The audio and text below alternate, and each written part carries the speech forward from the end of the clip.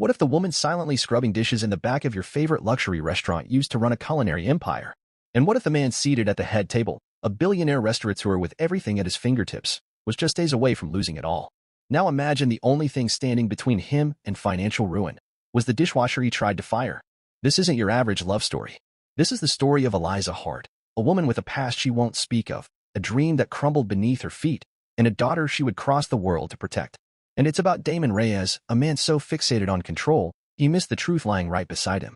A forged contract, a shipment of spices hiding something far more dangerous, and a fake marriage that turns into something heartbreakingly real. This story has betrayal, redemption, and a twist no one, not even the characters themselves, saw coming. But here's the real question. Can you recognize the true hero before the final moment hits? Keep watching, because by the end of this story, you might rethink everything you thought you knew about loyalty, second chances, and the woman in the apron. So go ahead, press play, and don't blink. Damon Reyes didn't have time for nonsense.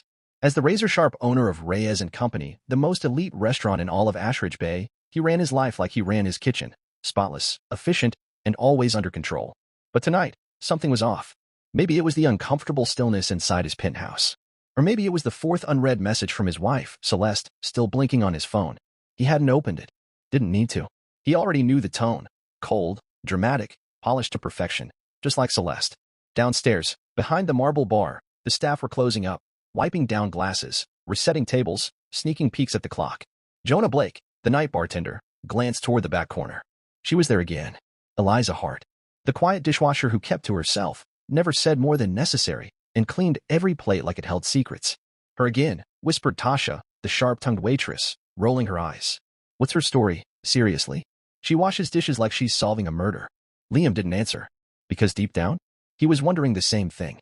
Liam didn't answer right away. Truth was, he'd been wondering the same thing.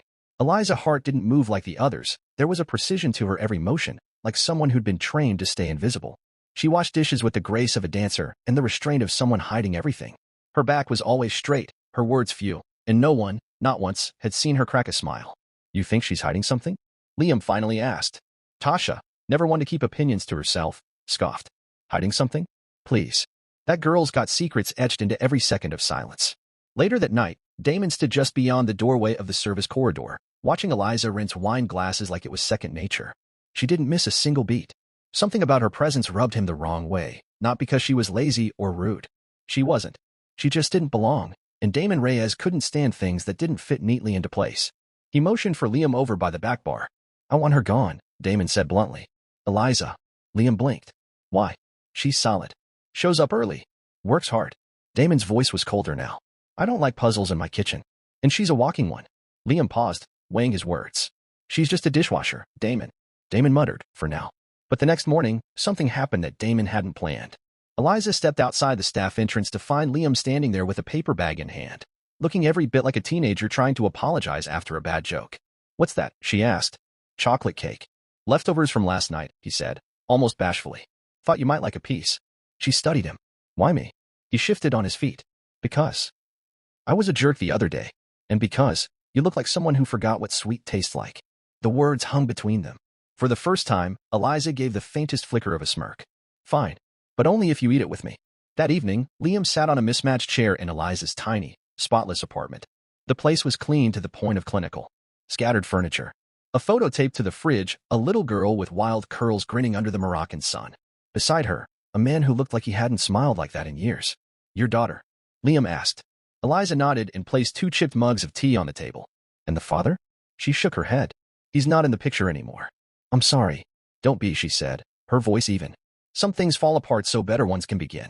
The more she talked, the clearer it became, Eliza Hart wasn't just some tired woman working a forgettable job. She had depth, pain, purpose. Meanwhile, back at the restaurant, Damon was dealing with another kind of drama. Celeste, radiant, cold, and theatrical, was perched on the edge of his desk, champagne flute in hand like it was part of her wardrobe. Darling, she said, her tone like velvet with a razor edge. I have the most delicious idea.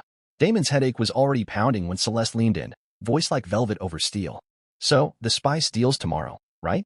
Big-name suppliers, serious players, she said, swirling her champagne. Let's make it unforgettable. You show up with your new wife, you know, that dishwasher you can't stand, and just when the room starts spinning, I walk in. Fabulous, flawless, unforgettable. Her smile was all teeth. Damon blinked at her. You want me to lie to international business partners? I want to have a little fun, Celeste purred, sipping like it was foreplay. And let's not forget, you still owe me after last night's little flying wine bottle incident. The following morning, Eliza was called into Damon's office. His eyes didn't quite meet hers. I need a favor, he muttered. I'm listening, she said, folding her arms. You'll sit in on a meeting. Pretend to be my wife. Just smile, nod, don't say a word.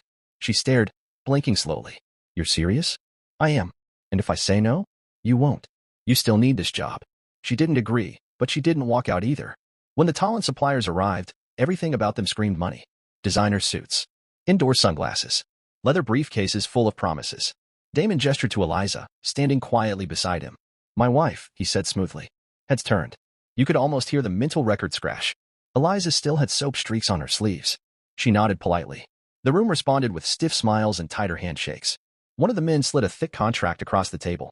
Eliza didn't hesitate.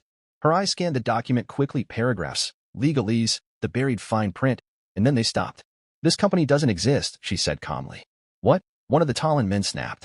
Sunspire Imports was shut down 2 years ago in Romania. The registration number is fabricated. And these import codes. She tapped the paper. They're commonly used for laundering contraband. You're not here to sell spices. You're here to move product. The room went deathly still, like someone had cracked glass underfoot. Damon's face drained. What did you just say? You asked me to play a part, Eliza said, voice steady. Turns out I'm better at it than you expected. And then Celeste waltzed in, smiling, radiant, dramatic as ever. What the hell is happening? She demanded, her heels clicking across the floor. But the two smugglers were already gathering their things, heads down, exit plans forming. Eliza didn't flinch. Call security, she said sharply. Then added, or better yet, call the police. And just like that, Eliza turned and walked out. She didn't pause for applause. Didn't wait for gasps or praise. She slipped out of that conference room like a storm receding, past the stunned waitstaff, the puzzled hostesses, and into the steamy hallway behind the kitchen, where the air smelled like garlic and adrenaline. Her heart was racing. She'd just blown open a $750,000 deal. Exposed international smugglers.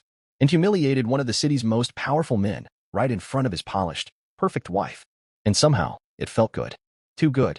But in Eliza Hart's world, good things never stuck around for long. Wait, Serena. The voice came barreling down the corridor. Liam, breathless and wide-eyed, caught up to her. His hair was a mess, his voice full of questions. Eliza, what the hell just happened in there? She let out a sharp breath. Exactly what needed to. He looked at her like he was seeing her for the first time. You read that contract like it wasn't your first time seeing something like it. Who are you, Eliza? Her lips parted, like she might actually answer. But then, bam, the kitchen doors flew open. Damon Reyes stormed through. His face was flushed, not with rage, but with something else. Confusion. Maybe even fear. You, he said, panting slightly. My office. Now. No, Eliza said firmly. He blinked. No. Like it was a word he'd never heard before. I just saved your legacy, she said, cool and composed. I think you wouldn't kill you.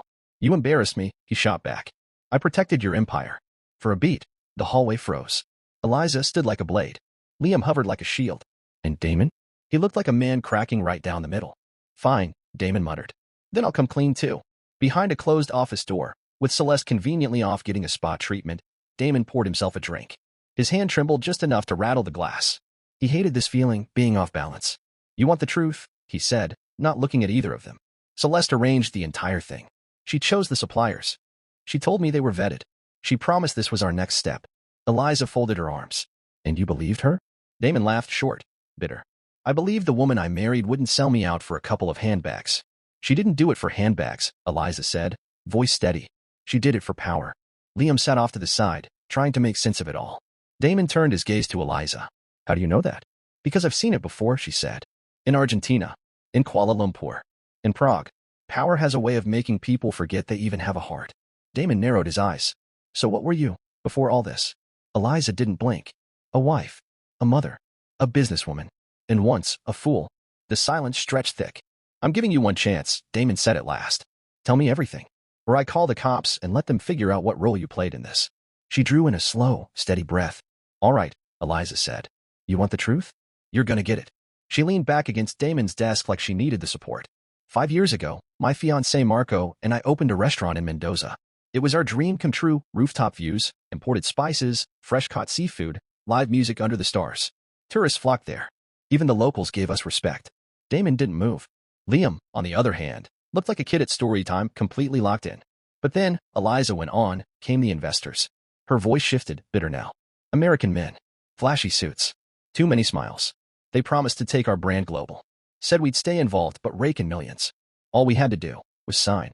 Damon raised an eyebrow. And you believe them? Marco did, Eliza said quietly. I had doubts. But he wanted the dream so badly. And love. Love makes you do stupid things. She paused, eyes dropping to the floor. We signed. And 1 month later, boom, the authorities showed up. They found shipments stuffed inside our spice barrels. Not herbs. Not cumin. Drugs. Expensive, illegal cargo. Damon's jaw clenched. Eliza didn't flinch. Marco was arrested on the spot. I was out of town visiting my daughter, otherwise I'd have gone down with him. I never saw him again. Damon let out a low whistle. They disappeared, she said. The investors, the contracts, everything. The business was seized. My accounts? Frozen. I got my daughter and fled to the States with 2 suitcases and a prayer. Liam finally broke the silence. So you've been in hiding all this time? Eliza shook her head. Not hiding. Waiting. Waiting for those names to pop up again. Damon's face went pale. You mean the names? On that contract? He asked slowly. Eliza gave a quiet nod. You were never just a dishwasher, he muttered. No, she replied. And Celeste? She was never just your wife. Later that night, long after the restaurant had closed, Damon sat alone in the wine cellar. The labels on the bottles no longer impressed him. The walls felt colder than usual. Liam found him down there, quiet and still. She's telling the truth, Liam said gently. Damon gave a small, grim nod. Yeah, that's what scares me. She saved your whole legacy, Liam added. Even if it cost you your marriage. Damon let out a dry, humorless chuckle. Pretty sure my marriage didn't need any help falling apart. By morning, Ashridge Bay was on fire. News of the spy steal scandal spread like wildfire. Damon's name was trending. Pundits speculated. Anonymous tips pointed to a mystery employee who had stopped a massive crime in its tracks. Celeste? Conveniently on vacation. And Eliza Hart? Vanished. No goodbye. No note. Her locker was empty. Her apartment was dark. She ran, Damon said quietly, staring out the tall glass window in his office. I don't think she ran, Liam muttered, pacing. I think she moved. Damon turned. Moved. Liam nodded, handing him something small, a folded piece of paper. Damon opened it. You're not the only one who lost everything because of a pretty face and a forged signature. I saved you. Now return the favor. Find them. Make them pay. For Marco. For me. For everyone they ruined. It wasn't a goodbye. It was a declaration of war. That very afternoon, Damon sat across from his private investigator in a corner booth that had become more memory than meeting space. I want names, he said flatly. Real ones. Anything tied to Celeste. Past deals, hidden partnerships, track it all. The man gave a silent nod. Understood. And if I find Eliza? Damon hesitated for a beat. Let her go. But make sure she's safe. 1 week later, Liam was cutting through the alley behind Reyes and Company when something caught his eye tucked under a rusted trash bin, barely visible. A small envelope. Inside? A single photograph. A young girl, bright blue eyes, messy hair, and a grin full of sunlight, eating ice cream. On the back, written in Eliza's unmistakable handwriting. Ruby is safe. I'm not coming back. But if I ever do, I hope I'm returning to something real. Thanks for watching this video. Now we want to hear from you. Do you think Eliza will ever return to Reyes & Co.? Can Damon redeem himself? Or did his betrayal cost him both women for good? And the real question, if you were in Eliza's shoes, would you walk away? Or stay and fight? Drop your answer in the comments. Let us know what country you're tuning in from. And if this story stirred something in you, like it, share it, and tag a friend who still believes in redemption, in truth, and in starting over. 3 weeks later, that corner booth at Reyes & Co. stayed empty every single night. Damon Reyes made sure of it. He didn't let anyone sit there, not the mayor, not the Bon Appetit critic, not even his own mother when she came in for Sunday brunch. Reserved, he'd say to the staff. For who? No one asked out loud. But they all knew. For her. For Eliza.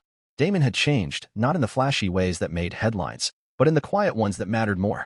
He stopped interrupting during meetings. Started listening to the dishwashers. He even let Liam create a ridiculous seasonal cocktail, cucumber mint with habanero. No veto. And when the young girl who'd replaced Eliza said she couldn't afford school, he funded her full tuition, no questions asked. Still, no matter how many things he fixed, the reflection staring back at him in the wine glasses was always the same. Empty. Then, at 3:47 a.m., his phone lit up. Private number. His investigator. We found Celeste, the voice said. Damon bolted upright. Where? Vienna. She's using a fake passport under the name Celeste Rowan. Tried to buy into a boutique spice firm. The voice paused. But here's the twist, she was meeting with the same smugglers from before. Still active, barely. One's flagged by Interpol now. But Celeste trying to rebuild. Damon closed his eyes, pulse hammering. And Eliza? he asked. Silence. Then a faint rustle. I think she's been watching it all unfold. From a distance. Because she left. This. There was a soft rustle through the phone, then a click. A document flashed onto Damon's screen. A scan court petition. His breath caught. It was a formal request to freeze Celeste Reyes's assets, citing a forged contract as the foundation.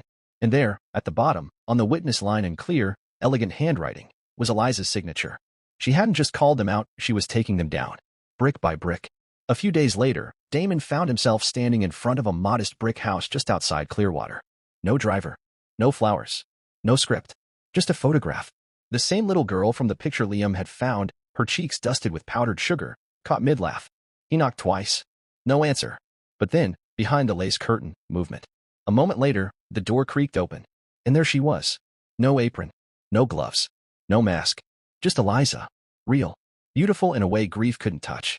Tired, but strong. Stronger than he remembered. Damon cleared his throat. You're hard to find. That was the idea, she replied, arms crossing slowly. He held out the photo. This was taped to the inside of my office door this morning. Eliza didn't reach for it. I never said goodbye. I'm not here to make you, he said quietly. She tilted her head. So, why are you here, Damon? He took a breath like it might be his last. Because I owe you the truth. Not the kind my press team polishes up. The real kind. She didn't move. Just stared, unreadable. I was a coward, he admitted. Not just with you. With myself. I let Celeste run the show because it was easier than looking in the mirror and facing who I'd become. Eliza didn't say a word. I thought I built everything from nothing, he continued. But the truth is, without the right people, it was still nothing. The silence between them stretched long and heavy. I'm not asking for forgiveness, he added. I'm not asking for anything, really. I just needed you to hear it, from me. Not in a headline. Not in some press statement. He turned to go. Wait. Her voice cut through the air like a thread snapping. He stopped, mid-step. Why now? She asked. He faced her again. Because if I don't fight for what actually matters, then I never deserved any of it. Eliza's expression softened, just a little. There's one condition, she said, voice firm. I'll take 10, he answered with a nervous half-smile. You don't get to save me, Damon. I'm not some woman waiting to be rescued. I know, he said gently. I decide when I come back. And how? Understood. Then she stepped forward, just enough to make him catch his breath. And one more thing, she added. If I ever come back, it won't be as your employee, he finished for her. Damon let out a quiet laugh, his eyes stinging harder than he expected. That seat's been waiting, he said. She raised an eyebrow. Which one? The one next to me. That seat's been waiting, Damon said. Eliza raised a brow. Which one? He didn't hesitate. The one next to me. 6 months passed. Celeste was arrested at the Oslo airport with 2 fake passports and a suitcase packed with questionable import samples. The charges stuck. Her trial made headlines across the globe, and Eliza, calm, composed, and unwavering, testified against her. Damon watched from the courtroom gallery, not for his own vindication, but for hers. Because Eliza didn't just survive the wreckage. She rose from it. The reopening of Reyes and Company didn't come with confetti or a celebrity ribbon cutting. No red carpet. No champagne tower. Just one small, quiet change. A new plaque on the corner booth. It read, reserved. A place for second chances. It was a Thursday when she finally walked in. Eliza. Liam nearly dropped an entire tray of wine glasses when he saw her. Every staff member froze. And Damon? He stood slowly, like he'd been practicing this moment in his mind for months. You look settled, he said. I am, she replied with a small nod. Ruby's in school now. 2nd grade. Loves numbers. Smart as ever. Damon smiled. You were always good with details. And you? She asked. Still letting Liam serve those ridiculous cucumber mint cocktails? They're strangely popular, he chuckled. She tilted her head, eyes searching his. You ready to answer the question I asked in my letter? Damon blinked. Which one? Are you building something real? He didn't answer with words, at least not at first. Instead, he reached into his coat pocket and pulled out a small envelope. He placed it gently on the table between them. Inside, a folded blueprint. Not for a restaurant. For a foundation. The Heart Reyes Project? A nonprofit to support women transitioning out of crisis and into careers in the culinary world. Housing. Training. Dignity. All fully funded. Already approved. Eliza opened the folder, read the contents, and paused. Then slowly, quietly she smiled. A real one. Not the kind you fake to keep people comfortable. The kind that makes you believe again. That night, Ashridge Bay seemed to glow a little warmer. Not because of the lights. Not because of headlines or grand gestures. But because 2 people, scarred by betrayal, hardened by loss, chose to believe in something reckless. A future. Thank you for watching. Did Eliza's strength inspire you? Did Damon's transformation surprise you? If this story of betrayal, resilience, and second chances touched something in your heart, drop 100 in the comments to let us know you made it to the end. And tell us, what country are you watching from? Share this video with someone who needs a reminder. Sometimes, the most powerful redemption starts with one honest knock at the door.